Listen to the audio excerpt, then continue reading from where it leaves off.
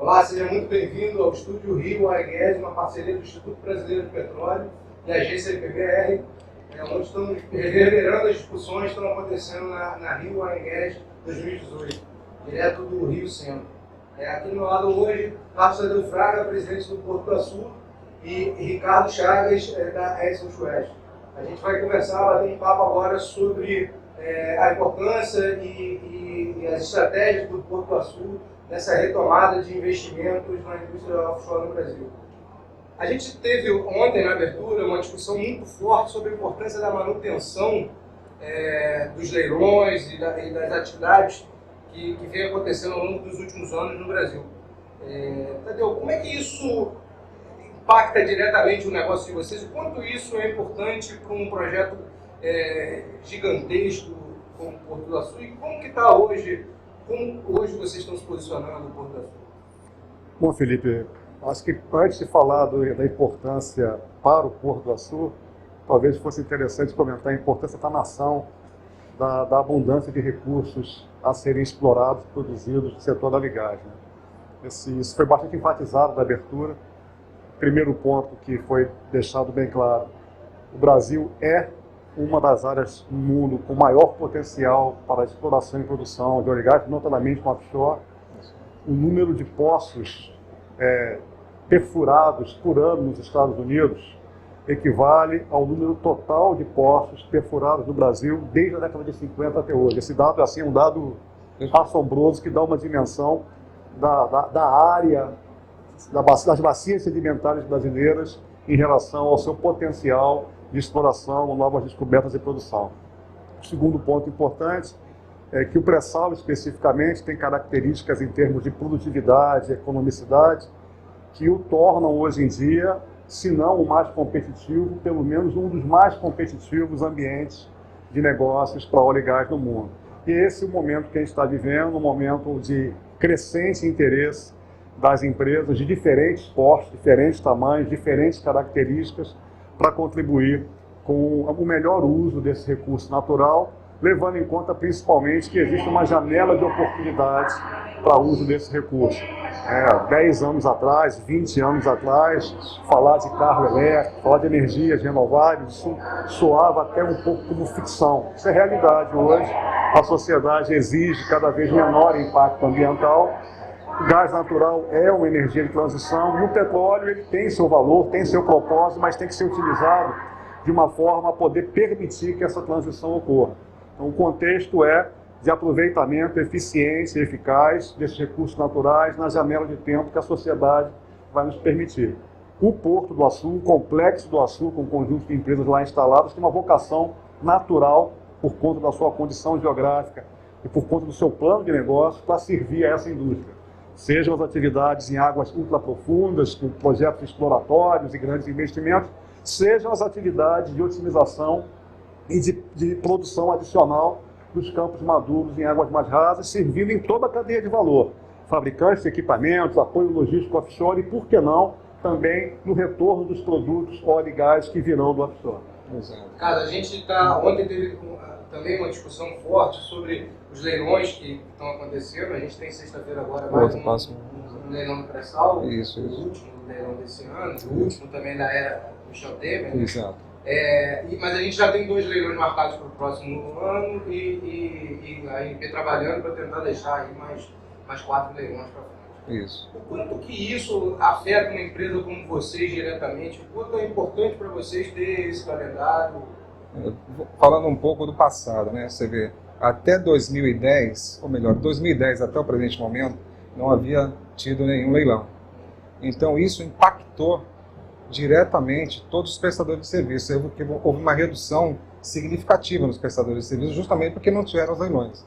Os leilões, e nós, da Edson Schwest, né, nós decidimos independentemente na falta desses leilões, sabendo que o cenário político, o cenário econômico ia ter uma retomada justamente por causa das pessoas que estão comprometidas com a cadeia de óleo e gás, como o pessoal da ANP, o ministro, e isso fez com que nós reinvestíssemos mais de 200 milhões de dólares no Porto do Açu, justamente sabendo do potencial dos novos leilões que estavam por vir. E isso está se pagando hoje. Você vê que hoje a nossa base já está 100% operacional, é a maior base logística do mundo, né? Que são 15 atracações simultâneas, né? Nenhum lugar hoje no planeta se tem uma base como essa. Então nós decidimos fazer esse investimento justamente porque a gente estava prevendo que os leilões estariam de volta. E, como geopoliticamente falando, se você vê mundialmente, você vê que todos os países como a África, por exemplo, que tem problemas de guerra civil, então as empresas de petróleo hoje elas estão procurando um lugar um pouco mais seguro. E o Brasil hoje, com toda essa tendência econômica, né, fez com que essas empresas retomassem e acreditassem no potencial do Brasil. Veja a ESSO, que está ali em frente ao Porto do Açu, né? Veja a própria BP, a própria Total, comprando outros assets em parceria com a Petrobras, e isso tudo está fazendo com que a gente acredite mais ainda no país. E nesse projeto, principalmente do Açu, que é uma posição geográfica estratégica hoje para qualquer empresa que venha operar no Brasil. A gente, quando lembro, alguns anos atrás, quando eu fui a primeira vez lá no Sul, a gente conheceu o Açu como um porto, né? Isso. E a ideia firme daquele porto. Hoje é mais do que isso, né? Tem vários projetos térmicos, projetos de GNL para abastecer a própria terra. Você podia contextualizar para a gente, Tadeu, como é que está esse projeto hoje? Não, essa pergunta é interessante, que dá a oportunidade de contextualizar o que é o complexo do Açu dentro da infraestrutura brasileira. Alguns dados. A nossa construção começou em 2008, a gente começou a operar em 2014. Essa mensagem é importante, porque por maior que seja o trabalho que todos nós fazemos no dia a dia e também de divulgação, ainda existe muita percepção equivocada sobre o que é o complexo. Ele está completando 4 anos de operação. 4 anos de operação. Esse complexo tem uma vocação natural para servir o offshore, mas assim, o que é um porto, conceitualmente?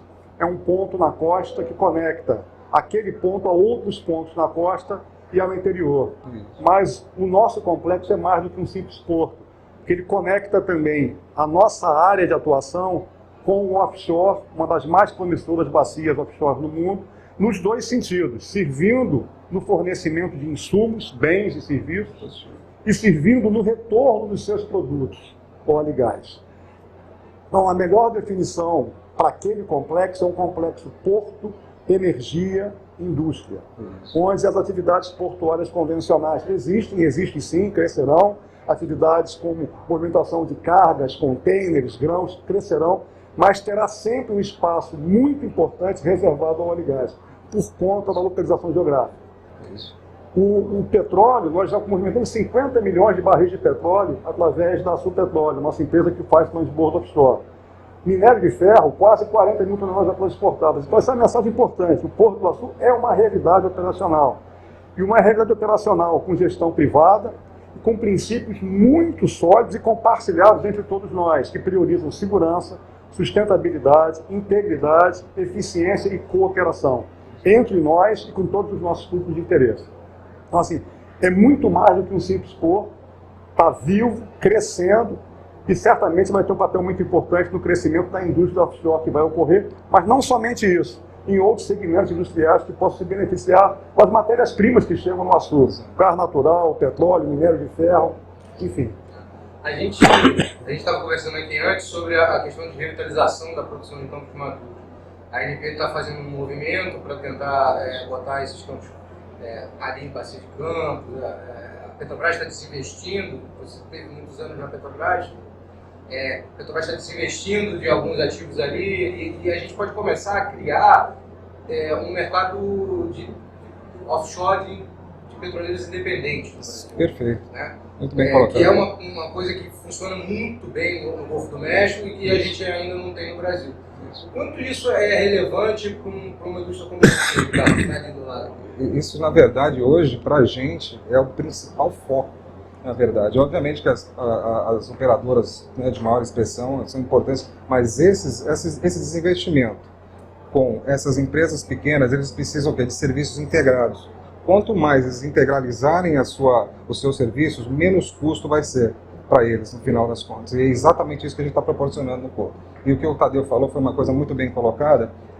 O Açu, ele é um shopping center entendeu? Onde você encontra todos os tipos de produtos e serviços que a indústria precisa hoje, a indústria de óleo e gás, não só de óleo e gás, como ele falou, minério, de ferro, etc, etc. Mas isso para a gente é um fomento muito, muito interessante. A gente tem, nesse bate-papo que a gente tem feito aqui no Rio Oil & Gas Studio, sempre terminando perguntando para os convidados o que eles esperam que o próximo governo mantenha na indústria. Como é que é a visão de vocês, Tadeu? O que você acha que não pode mudar de jeito nenhum aí para o próximo ano? Eu espero que seja qual for o governo, né, olhando assim como cidadão, que ele mantenha adequadas políticas e regras que permitam o investimento estrangeiro e nacional a ser feito, que ele venha a ser feito, gerando emprego, gerando tributos, movimentando a economia.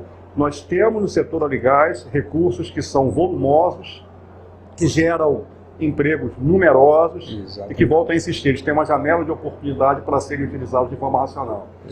Os investimentos necessários para explorar e produzir esses recursos são de uma dimensão que talvez uma única empresa no mundo, seja ela qual for, não seja capaz de executar. Exato. E demanda focos e especialidades também tão distintas que torna muito difícil isso para uma única empresa. A Petrobras vai ser sempre a mais importante empresa de atuação no país, e até pelo meu vínculo emocional com a Petrobras, eu sou convicto do sucesso dela. Mas existem espaços de atuação para outros players de diferentes portes. E a gente soma isso a necessidade de urgência, né? Não vai ter tempo para... O tempo é o fator. A sociedade está estabelecendo regras mundo afora que restringem cada vez mais o uso dos combustíveis fósseis. E outras tecnologias estão surgindo, e a transição energética está aí. Ela não é uma fala inócua, ela está aí, é realidade, entendeu? Mesmo porque foi feito um trabalho árduo, né, da ANP e do governo, da Minas Energia, Ministério de Minas e Energia, para acontecer o que está acontecendo hoje. E se algum governante resolver parar com isso, quer dizer, um trabalho perdido, né, essas viagens todas que foram feitas no mundo inteiro para capitanear novos clientes, e está aí os novos clientes, todas as operadoras, né? Então isso seria muito triste se houvesse alguma mudança do próximo governante. A sua mensagem também é de manutenção. Tem que ser mantido. A geração de empregos, como o Tadeu falou, isso é extremamente importante. Os investimentos que estão sendo feitos hoje em prol, né, dessas oportunidades que foram dadas para a gente, são valores absurdos, né? São milhões de dólares que estão investindo ali justamente para dar suporte a esse novo cenário, né? Só para pegar um gancho. Se nesse momento de reaquecimento da indústria nós temos 4.000 empregos gerados naquele complexo, você imagine a quantidade de empregos que poderão ser gerados se esse crescimento se consolidar. Absolutamente. A gente tem aí uma expectativa de produção que quase dobra a produção. Exato. Né? Exato. Que a gente tem hoje. Exatamente.